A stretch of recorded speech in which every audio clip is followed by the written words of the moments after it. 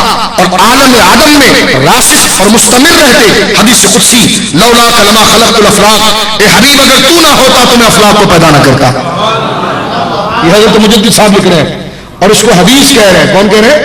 وہ میرے حدیث ہم نہیں مانتا. ہم نے کہا تمہاری حدیث دانے کی ضرورت نہیں ہے، تمہاری حدیث دانے کی ہمیں ضرورت نہیں. مجدد جو سارے امت کا امام ہے اور سارے امت کے لیے ولی ہے، وہ کہتے ہیں حدیث کو وجود نہیں بول سکتے. جھوٹا ولی نہیں ہوتا. اور ایسا جھوٹ جو نبی کی طرف باندھا جائے تو حضور نے تو فرمایا من کذب علی متعمدا فلیتبوأ مقعدہ من النار، جس نے مجھ پر جھوٹ باندھا اس کا ٹھکانہ تو جہنم ہے. تو مجدد صاحب ایسے گناہ کا ارتکاب تو معاذ اللہ نہیں کر سکتے. آپ ارشاد فرماتے حدیث سے قدسی ہے لولا لما خلقت الافلاق، اے حبیب اگر آپ نہ ہوتے تو میں افلاق کو پیدا نہ کرتا. جو حضرت خاتم الرسول کی شان میں آئی ہے کا بھید ہی اسی میں ڈھونڈا جائے کہ لولا لما اظہرت ربوبیہ، حبیب اگر میں تجھے پیدا نہ کرتا تو اپنی ربوبیت کو واضح نہ کرتا. فرمایا کہ اس مقام کو تلاش کرنا چاہیے جو مقام محبت ہے. اب آگے کیا لکھتے ہیں؟ کہتے ہیں حقیقت محمدی جو ظہور اول سے سب سے بڑی حقیقت ہے. حقیقت محمدی کا جس کو تم دیکھ رہے ہو تو ظہور محمدی ہے. فرمایا مدینے میں جن کو دیکھا تم نے یہ ظہور محمدی ہے. حقیقت محمدی کو رب کے سوا کوئی نہیں جانتا. یہ بات ہم کریں تو بدعتی، یہ بات ہم کریں تو مشرک، اور یہی بات مجدد صاحب کر رہے ہیں. سن رہے میری بات؟ یہی بات حضرت مجدد الفسانی حقیقت محمدی سے مراد یہ ہے کہ سب سے پہلے اللہ نے آپ کو پیدا فرمایا. اللہ نے، اب سنتے چلیے، فرمایا حقیقت محمدی جو ظہور اول میں سب سے بڑی حقیقت ہے. اس کا مطلب یہ ہے کہ دوسرے تمام حقائق کیا انبیاء اور کیا ملائکہ کے حقائق اصل ہے. رسول اللہ نے فرمایا اول ما خلق اللہ نوری، اللہ نے سب سے پہلے میرے نور کو پیدا فرمایا. نورانیت کا مسئلہ بھی حل ہوا نا؟ نورانیت کا مسئلہ حل ہوا. اول ما خلق اللہ نوری، اللہ نے سب سے پہلے میرے نور کو پیدا فرمایا. یہ حضرت مجدد الفسانی رضی اللہ تعالی عنہ وارضاہ اس حوالے سے ذکر فرماتے ہیں. اور ایسے آپ نے درجنوں حوالے اس چیز میں ذکر فرمائے ہیں. حضور کی نورانیت کے حوالے سے آپ کیا ذکر کرتے ہیں؟ توجہ سے سماعت فرمائیے. حضرت امام ربانی شاہ فرماتے جاننا چاہیے کہ حضور کی پیدائش دیگر انسانوں کی طرح نہیں. سن رہے؟ حضور کی پیدائش دیگر انسانوں کی طرح نہیں. آپ باوجود ان صحیح پیدائش کے حق تعالیٰ کے نور سے پیدا ہوئے ہیں. جیسا کہ آپ نے فرمایا خلقت من نور اللہ، اللہ نے مجھے اپنے نور سے پیدا فرمایا ہے. فرمایا یہ سعادت اللہ نے کسی اور کو نہیں عطا فرمائی. اب ہمیں یہ تانا دیتے نور من نور اللہ پڑھتے ہو، تو میں نے کہا تمہیں خود ایمان نہیں ملا تو ہم کیا کر سکتے ہیں؟ یہ حضرت مجدد صاحب کا عقیدہ ہے. یہ حضرت، اور ایک آپ کو یہاں پر میں ایک بات تھوڑی سی واضح کر دینا چاہتا ہوں آپ کے سامنے کہ نور من نور اللہ، الصلاۃ والسلام علیک یا نور من نور اللہ، یہ کہتے ہیں یہ شرک ہے. شرک ہے. میں نے کہا کیوں شرک ہے؟ وہ کہنے لگے نور من نور اللہ، اللہ کے نور کا ٹکڑا. تو میں نے کہا ٹکڑے کا معنی کہاں سے کر لیا تم نے؟ ٹکڑا کہاں سے آ گیا؟ تو کہا یہ من جو ہے یہ تمیز کے لیے آتا ہے، یہ ٹکڑا حصہ بیان کرے گا، حصہ بیان کرنے کے لیے آتا ہے. کیونکہ کسی چیز کو کسی چیز سے حاصل کیا جائے اور تھوڑا ادھر چھوڑ دے تھوڑا ادھر چھوڑ دے تو اس کو اہل عرب من سے لیتے ہیں. کچھ لینا تمیز کے لیے، کبھی بیان کے لیے بھی ہوتا ہے لیکن تمیز کے لیے، یعنی تھوڑا، یعنی ایک حصہ ہے، آدھی روٹی میں لے لوں آدھی روٹی آپ کو دے دوں. تو میں پھر یہ کہوں کہ اخذت من خبزہ، میں نے تمہاری روٹی سے کچھ لیا، تو کچھ کا معنی من نے پیش کیا، کچھ کا معنی من نے پیش کیا. تو وہ کہتے ہیں نور من نور اللہ، تو یہاں من تو کچھ کے معنی میں ہے. میں نے کہا حضرت صاحب کہ عربی گرامر میں من کو صرف اسی معنی پر رکھا گیا، کسی اور معنی پر نہیں رکھا گیا. کہیں گے اور معنی بھی رکھا گیا. تو میں نے کہا پھر اس معنی پر اٹکنے کی کیا ضرورت ہے؟ کیا من تشرف کے لیے نہیں آتا؟ کیا من عظمت بیان کرنے کے لیے نہیں آتا؟ یہ صرف ٹکڑا بیان کرنے کے لیے آتا. من کیا تعظیم کے لیے نہیں آتا؟ کیا یہ معنی نہیں ہو سکتا کہ نور من نور اللہ، اللہ کے نور سے شرف پانے والا، اللہ کے نور سے عظمت پانے والا؟ وہ کہنے لگے نہیں، من عظمت کے لیے آتا ہی نہیں ہے. تو میں نے پھر قرآن جو حضرت آدم کے لیے کہتا نفخت فیہ من روحی، ہم نے آدم میں اپنی اپنی روح سے پھونکا تو من روحی، کیونکہ آدم اللہ کے پاس چلے گی حضرت آدم کے پاس چلے گی نہیں، علماء نے وہاں پر لکھا من یہاں تشریفاً ہے، یعنی اللہ کی روح سے شرف پانے والے، اللہ کی ذات سے شرف پانے والے. تو یہ من ٹکڑے کے لیے نہیں ہے بلکہ شرافت کے لیے، عظمت کے لیے ہے. سمجھ رہے آپ؟ تو یہ ہے الصلاۃ والسلام علیکہ یا نور من نور اللہ. اور اسی کو حضرت مجدد الفسانی لکھتے ہیں کہ اول ما خلق اللہ نوری، اول ما خلق اللہ. ایک مسئلہ اور بھی ہے کہ کیا حضور کا سایہ تھا کہ نہیں تھا. آج تک ساری امت کے اجلہ علماء اور اولیاء اس بات کو لکھتے ہوا ہے کہ سرکار کے جسم شریف کا سایہ نہیں تھا. آپ کہیں گے یہ کیا بات ہے؟ میں نے کہا یہ مجدد صاحب سمجھائیں گے کہ سایہ کیوں نہیں تھا. مجدد صاحب نے اس کو سائنسی اصول سے سمجھایا. مجدد صاحب نے اس کو سائنسی اصول سے سمجھایا. ذرا توجہ سنیے. دفتر 100 مکتوبات امام ربانی، مکتوب نمبر 100، مکتوب نمبر 100 دفتر 100 حضرت امام ربانی کیا ذکر کرتے؟ چونکہ نبی کریم صلی اللہ علیہ وسلم اس عالم ممکنات میں سے نہیں. یہ جملہ ذرا سنیں آپ، یہ ان کو کبھی ہضم نہیں ہو سکتا. جملہ سن رہے آپ؟ حضرت مجدد الفسانی کہتے ہیں حضور کا سایہ نہیں، اس لیے کہ سایہ وہ ہو جو اس عالم ممکنات میں سے ہو، اور حضور اس عالم ممکنات میں سے نہیں. میں اس کی وضاحت نہیں کرنا چاہتا ورنہ تقریر لمبی ہو جائے گی، ورنہ یہ بھی بہت خوبصورت بحث ہے ممکن اور واجب کی. لیکن اس کو پھر کبھی عرض کروں گا کہ مجدد صاحب نے یہاں پر ممکنات کی قید کیوں لگائی ہے.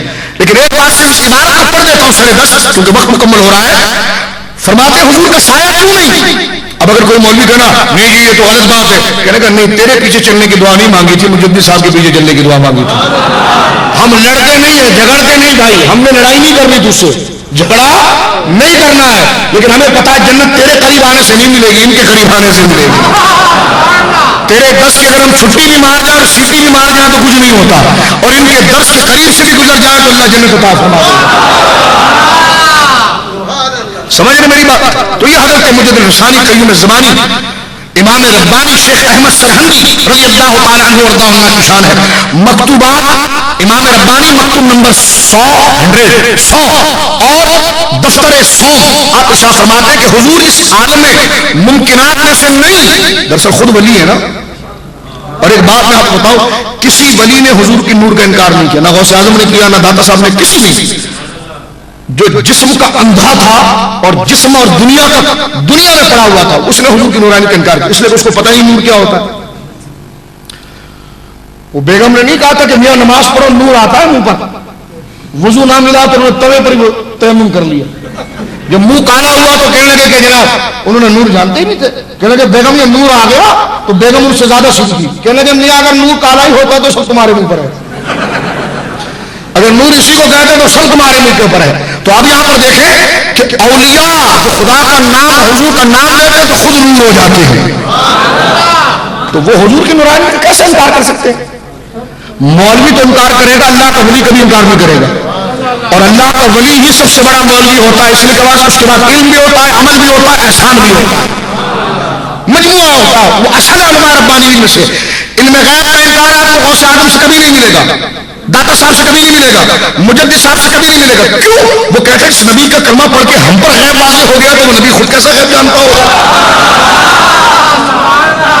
ہم اپنے گھر میں بیٹھ کر اپنے مرید کے دل کو دیکھ لیتے ہیں تو وہ نبی گنبد خضرا میں بیٹھ کر امتی کو نہ دیکھے.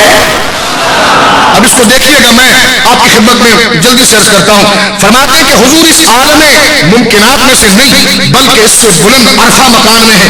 اس بنا پر ابار حضور کا سایہ کیوں نہیں؟ فرمایا اسی بنا پر آپ کے جسم شریف کا سایہ نہیں تھا، اور عالم شہادت میں شے کا سایہ شے سے لطیف تر ہوتا ہے. ہمارا سایہ ہم سے لطیف ہے اس لیے وہ نظر آتا ہے. ہمارا جسم ہمارے سائے کے مقابلے میں کثیف ہوتا ہے.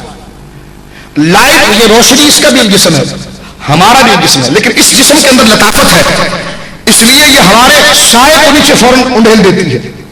اور ہمارا عکس اس لیے نظر آتا ہے کہ ہمارا عکس ہمارے وجود کا لطیف حصہ ہے. کس کا ہے؟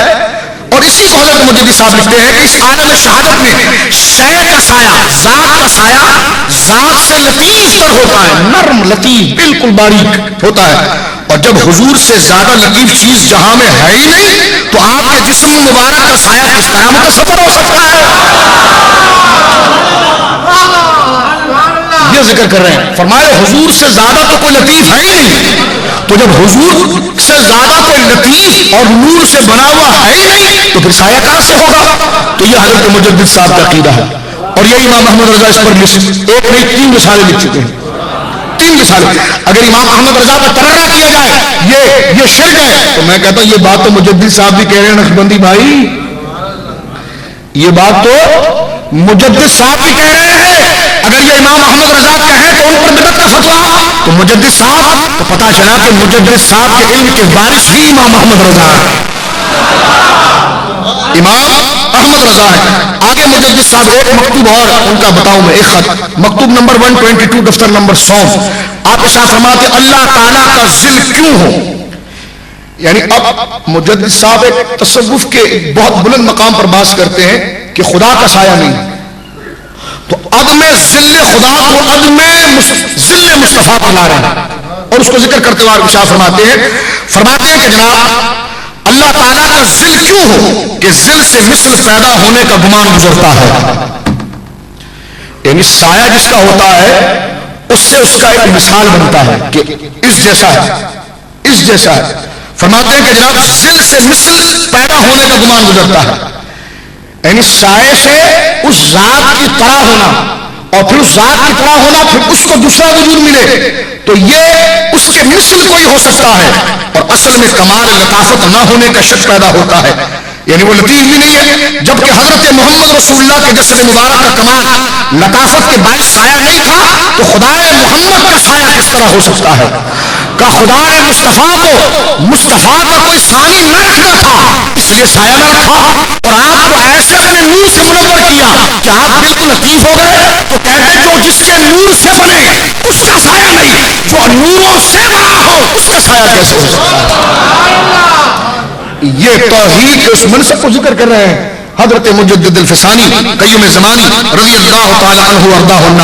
ایسے آپ نے درجنوں عبارتیں لکھی ہیں، ایک مزید عقیدہ یہاں پر آپ کی خدمت میں ذکر کرنا چاہتا ہوں، اور اس کی وضاحت کے لیے کہ مقام شفاعت کو آپ نے ذکر فرمایا، اور اس کے بعد حضور کے علم غیب پر جو آپ نے خوبصورت کلام کیا، حضور سید عالم صلی اللہ علیہ وسلم کے علم غیب پر حضرت مجدد الفسانی رضی اللہ تعالی عنہ وارضاہ عنہ نے جو کلام کی حضرت سماعت فرمائی ہے، یہ مجدد صاحب کا مکتوب ہے، مکتوب نمبر 310 دفتر نمبر 1۔ آپ ارشاد فرماتے علم غیب مخصوص